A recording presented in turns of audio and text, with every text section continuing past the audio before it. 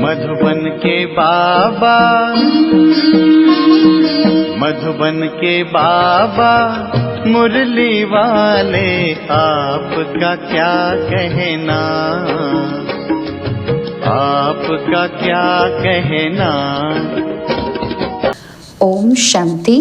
आज 13 अक्टूबर 2025 के साकार मधुर महावाक्य हैं।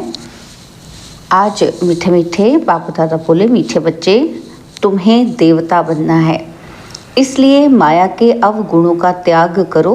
गुस्सा करना, मारना, तंग करना, बुरा काम करना, चोरी चकारी करना, ये सब महापाप हैं। बाबा ने कहा, मीठे बच्चे तुम्हें देवता बनना है, इसलिए माया के अवगुणों का त्याग करो। गुस्सा करना, मारना, तंग करना, बुरा काम करना, चोरी चकारी करना, ये सब महापाप हैं। बाबा आज प्रश्न पूछते हैं कि इस ज्ञान में कौन से बच्चे तीखे जा सकते हैं और घाटा गिने पड़ता है। तो उत्तर में बाबा ने समझाया कि जिन्हें अपना पोता मेल रखना आता है वो इस ज्ञान में बहुत तीखे जा सकते हैं, और घाटा उनको पड़ता है जो देही अभिमानी नहीं रहते। बाबा कहते हैं व्यापारी लोगों को पोता मेल निकालने की आदत होती है, वो यहाँ भी तीखे जा सकते हैं। मुरली का गीत है, मुखड़ा देख ले प्राणी, तू अपने मन दर्पण में। ओम शांति। रूहानी पाठधारी बच्चों प्रति बाप समझाते हैं, क्योंकि रूह ही पाठ बजा रही है बेहद के नाटक में। है तो मनुष्यों का ना, तो बच्चे इस समय पुरुषार्थ कर रहे हैं। भल वेद शास्त्र पढ़ते हैं, शिव की पूजा करते हैं, परंतु बाप कहते हैं इनसे कोई मेरे को प्राप्त नहीं कर सकते, क्योंकि भक्ति है ही उतरती कला। ज्ञान से सद्गति होती है, तो ज़रूर कोई इसे उतरते भी होंगे।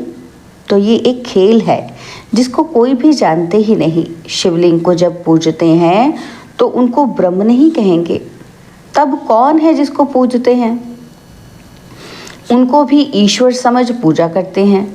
तुम जब पहले पहले भक्ति शुरू करते हो तो शिवलिंग हीरे का बनाते हो, अभी तो गरीब बन गए हो, पत्थर का बनाते हैं। हीरे का लिंग उस समय 4-5 हज़ार का होगा, और इस समय तो उनका दाम 5 से 7 लाख होगा। ऐसे हीरे अभी मुश्किल निकलते हैं। पत्थर बुद्धि बन गए हैं तो पूजा भी पत्थर की करते हैं, ज्ञान के बिगर। जब ज्ञान है तो तुम पूजा नहीं करते हो। चैतन्य सम्मुख में है, उनको ही तुम याद करते हो। जानते हो याद से विकर्म विनाश होंगे। गीत में भी कहते हैं, हे बच्चों, प्राणी कहा जाता है आत्मा को। प्राण निकल गया फिर जैसे मुर्दा है, आत्मा निकल जाती है। आत्मा है अविनाशी, और आत्मा जब शरीर में प्रवेश करती है तब चैतन्य है। बाप कहते हैं, हे आत्माएं, अपने अंदर जांच करो कि कहाँ तक दैवी गुणों की धारणा हुई है। कोई विकार तो नहीं है, चोरी चकारी आदि का कोई आसुरी गुण तो नहीं है ना। तो आसुरी कर्तव्य करने से फिर गिर पड़ेंगे, इतना दर्जा नहीं पा सकेंगे। खराब आदत को मिटाना ज़रूर है। देवता कभी कोई पर गुस्सा नहीं करते, और यहाँ असुरों द्वारा कितनी मारे खाते हैं। क्योंकि तुम दैवी संप्रदाय बनते हो तो माया कितनी दुश्मन बन पड़ती है। माया के अवगुण काम करते हैं, मारना, तंग करना, बुरा काम करना, ये सब पाप हैं। तुम बच्चों को तो बहुत शुद्ध रहना चाहिए। चोरी चकारी आदि करना तो महान पाप है। बाप से तुम प्रतिज्ञा करते आए हो कि बाबा मेरा तो आप एक और दूसरा न कोई, हम आपको ही याद करेंगे। भक्ति मार्ग में भल गाते हैं, परंतु उनको पता नहीं है कि याद से क्या होता है। वह तो बाप को जानते ही नहीं। एक तरफ कहते हैं नाम रूप से न्यारा है, और दूसरी तरफ फिर लिंग की पूजा करते हैं। तुमको अच्छी रीति समझकर फिर समझाना है। बाप कहते हैं ये भी जज करो कि महान आत्मा किसको कहा जाए। श्री कृष्ण जो छोटा बच्चा स्वर्ग का प्रिंस है, वह महात्मा है या आजकल के कलयुगी मनुष्य? वह विकार से पैदा नहीं होता है ना, वह है निर्विकारी दुनिया। ये है विकारी दुनिया। निर्विकारी को बहुत टाइटल दे सकते हैं, और विकारी का क्या टाइटल है? श्रेष्ठाचारी तो एक बाप ही बनाते हैं, वह है सबसे ऊंच ते ऊंच, और सब मनुष्य पाटधारी हैं तो पाट में जरूर आना पड़े। सतयुग है श्रेष्ठ मनुष्यों की दुनिया, जानवर आदि सब श्रेष्ठ है। वहाँ माया रावण ही नहीं, वहाँ ऐसे कोई तमोगुनी जानवर होते नहीं। सतयुग में तो विकार का नाम नहीं। और फिर वहाँ बच्चे कैसे पैदा होते हैं, ये भी तुम बच्चे जानते हो। वहाँ विकार होते ही नहीं, वहाँ है ही योग बल। बाप कहते हैं तुमको देवता बनाते हैं तो अपनी पूरी जांच करो। मेहनत बिगर विश्व का मालिक थोड़ी बन सकेंगे। जैसे तुम्हारी आत्मा बिंदी है, वैसे बाप भी बिंदी है। इसमें मूंझने की कोई दरकार नहीं है। कोई कहते हैं कि हम देखें, बाप कहते हैं देखने वालों की तो तुमने बहुत पूजा की, फायदा तो कुछ भी नहीं हुआ है। अब यथार्थ रीति मैं तुमको समझाता हूँ। मेरे में सारा पार्ट भरा हुआ है। सुप्रीम सोल हूँ ना, सुप्रीम फादर। तो कोई भी बच्चा अपने लौकिक बाप को ऐसे नहीं कहेंगे। एक को ही कहा जाता है, सन्यासियों को तो बच्चे है ही नहीं जो बाप कहें। यह तो सब आत्माओं का बाप है जो वर्षा देते हैं। उन्हों का कोई ग्रस्त आश्रम तो ठहरा नहीं। अब बाप बैठ समझाते हैं कि तुमने ही 84 जन्म भोगे हैं। पहले पहले तुम सतो प्रधान थे और फिर नीचे उतरते आए हो। अभी कोई अपने को सुप्रीम थोड़ी कहेंगे, अभी तो नीच समझते हैं। बाप बार बार समझाते हैं कि मूल बात कि अपने अंदर देखो। क्या देखना है अपने अंदर? कि हमारे में कोई विकार तो नहीं है। रात को रोज अपना पोता मेल निकालो। व्यापारी हमेशा पोता मेल निकालते हैं, गवर्नमेंट सर्वेंट पोता मेल नहीं निकाल सकते। उन्हों को तो मुकर्रर तनख्वाह मिलती है ना। गवर्नमेंट सर्वेंट क्या करेंगे, हम तो नौकरी कर रहे हैं, हमें तो तनख्वाह मिल जाएगी। लेकिन व्यापारी क्या करता है, रोज रात को डेली बेसिस पर अपना पोता मेल निकालता है कि आज कितना कमाया, कितना खर्च हुआ, है ना। तो बाबा कहते हैं इस ज्ञान मार्ग में भी व्यापारी दिखे जाते हैं, पढ़े लिखे ऑफिसर्स इतना नहीं। व्यापार में आज 50 कमाया, कल 60 कमाएंगे, कभी घाटा भी हो जाएगा। तो गवर्नमेंट सर्वेंट की तो फिक्स पे होती है। इस कमाई में भी अगर देही अभिमानी नहीं होंगे तो घाटा पड़ जाएगा। माताएं तो व्यापार करती ही नहीं, उनके लिए फिर और ही सहज है। और कन्याओं के लिए भी सहज है, क्योंकि माताओं को तो सीढ़ी उतरनी पड़ती है। बलिहारी उनकी जो इतनी मेहनत करती है। कन्याएं तो विकार में गई ही नहीं तो फिर छोड़े क्या। पुरुषों को तो मेहनत लगती है, कुटुंब परिवार की संभाल करनी पड़ती है। सीढ़ी जो चढ़ी है वो सारी उतरनी पड़ती है। घड़ी घड़ी माया थप्पड़ मार गिरा देती है। अभी तुम बीके बने हो, कुमारियां पवित्र ही होती हैं। सबसे जास्ती होता है पति का प्रेम। तुम्हें तो पतियों का पति परमात्मा को याद करना है और सबको भूल जाना है। माँ बाप का बच्चों में मोह होता है। बच्चे तो है ही अनजान। शादी के बाद मोह शुरू होता है।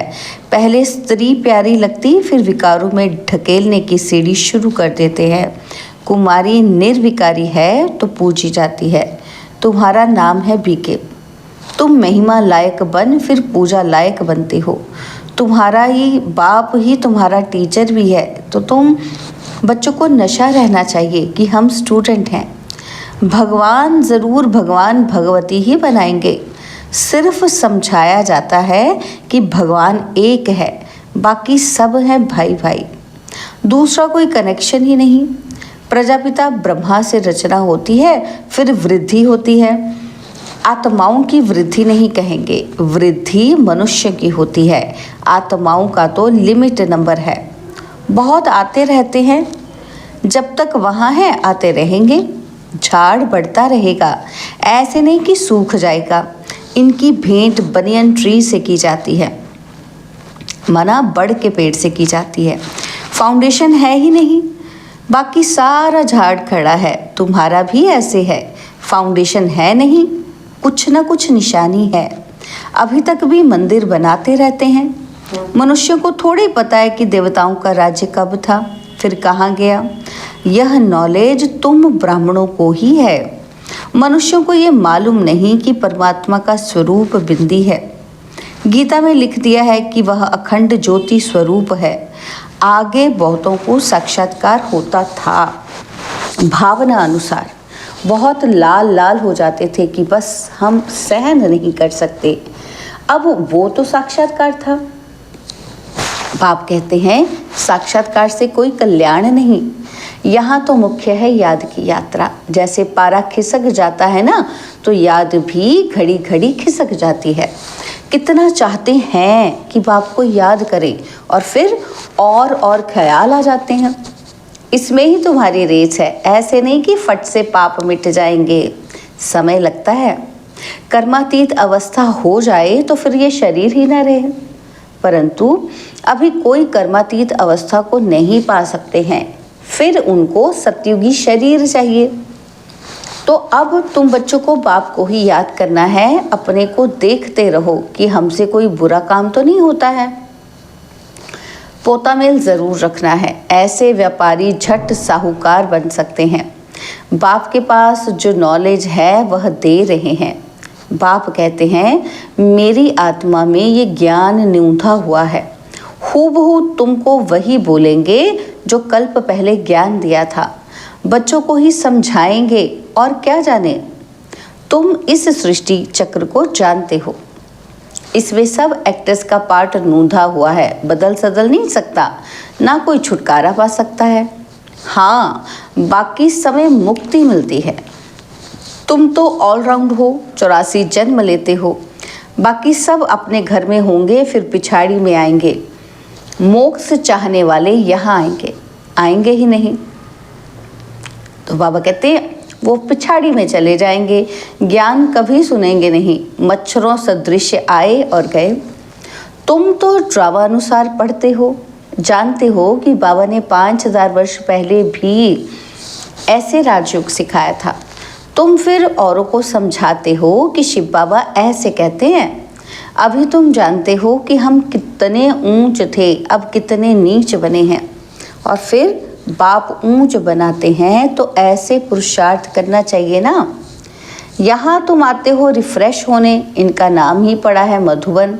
तुम्हारे कलकत्ता व बॉम्बे में थोड़ी मुरली चलाते हैं, मधुबन में ही मुरली बाजे।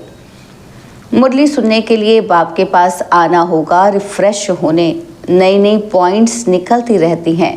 सम्मुख सुनने में तो फील करते हो, बहुत फर्क रहता है। आगे चल बहुत पार्ट देखने हैं। बाबा पहले पहले सब सुना दे तो टेस्ट निकल जाए। आहिस्ते आहिस्ते इमर्ज होता जाता है, एक सेकंड ना मिले दूसरे से। बाप आए हैं रूहानी सेवा करने, तो बच्चों का भी फर्ज है रूहानी सेवा करना। कम से कम यह तो बताओ कि बाप को याद करो और पवित्र बनो। पवित्रता में ही फेल होते हैं क्योंकि याद नहीं करते हैं। तुम बच्चों को बहुत खुशी होनी चाहिए कि हम बेहद के बाप के सम्मुख बैठे हैं, जिसको कोई भी नहीं जानते हैं। ज्ञान का सागर वह शिव बाबा ही है। देहधारी से बुद्धि योग निकाल देना चाहिए। शिव बाबा का ये रथ है। इनका रिगार्ड नहीं रखेंगे तो धर्मराज द्वारा बहुत डंडे खाने पड़ेंगे। बड़ों का रिगार्ड तो रखना है ना। तो आदि देव का कितना रिगार्ड रखते हैं, जड़ चित्र का इतना रिगार्ड है, तो फिर चैतन्य का कितना रखना चाहिए। अच्छा, मीठे मीठे सिकिलदे बच्चों प्रति माता पिता बाप दादा का याद प्यार और गुड मॉर्निंग। रूहानी बाप की रूहानी बच्चों को नमस्ते। हम रूहानी बच्चों की रूहानी बाप दादाजी को दिलवा जान सिकवा प्रेम से नमस्ते। ओम शांति। प्यारे बाबा, मीठे बाबा, मेरे बाबा, शुक्रिया बाबा, शुक्रिया बाबा, शुक्रिया। धारणा के लिए मुख्य सार है। पहला पॉइंट है, अंदर में अपनी जांच कर दैवी गुण धारण करने हैं। खराब आदतों को निकालना है। प्रतिज्ञा करनी है कि बाबा हम कभी भी बुरा काम नहीं करेंगे। और सेकंड पॉइंट है, कर्मातीत अवस्था को प्राप्त करने के लिए याद की रेस करनी है। रूहानी सेवा में तत्पर रहना है, बड़ों का रिगार्ड रखना है। बाबा ने आज हमें वरदान दिया कि फॉलो फादर के पाठ द्वारा मुश्किल को सहज बनाने वाले तीव्र पुरुषार्थी भव। फॉलो फादर के पाठ द्वारा मुश्किल को सहज बनाने वाले तीव्र पुरुषार्थी भव। मुश्किल को सहज बनाने व लास्ट पुरुषार्थ में सफलता प्राप्त करने के लिए पहला पाठ है फॉलो फादर। ये पहला पाठ ही लास्ट स्टेज को समीप लाने वाला है। इस पाठ से अभूल एक रस और तीव्र पुरुषार्थी बन जाएंगे, क्योंकि किसी भी बात में मुश्किल तब लगता है जब फॉलो करने के बजाय अपनी बुद्धि चलाते हो। इससे अपने ही संकल्प के जाल में फंस जाते हो और फिर समय भी लगता है और शक्ति भी लगती है। अगर फॉलो करते जाओ तो समय और शक्ति दोनों बच जाएंगी, जमा हो जाएंगी। स्लोगन है, सच्चाई सफाई को धारण करने के लिए अपने स्वभाव को सरल बनाओ। सच्चाई सफाई को धारण करने के लिए अपने स्वभाव को सरल बनाओ। बाबा के अव्यक्त इशारे स्वयं और सर्व के प्रति मनसा द्वारा योग की शक्तियों का प्रयोग करो। तो बाबा कहते जितना स्वयं को मनसा सेवा में बिजी रखेंगे उतना सहज माया जीत बन जाएंगे। सिर्फ स्वयं के प्रति भावुक नहीं बनो, लेकिन औरों को भी शुभ भावना और शुभ कामना द्वारा परिवर्तित करने की सेवा करो। भावना और ज्ञान, स्नेह और योग दोनों का बैलेंस हो। कल्याणकारी तो बने हो, अब बेहद विश्व कल्याणकारी बनो। अच्छा, ओम शांति।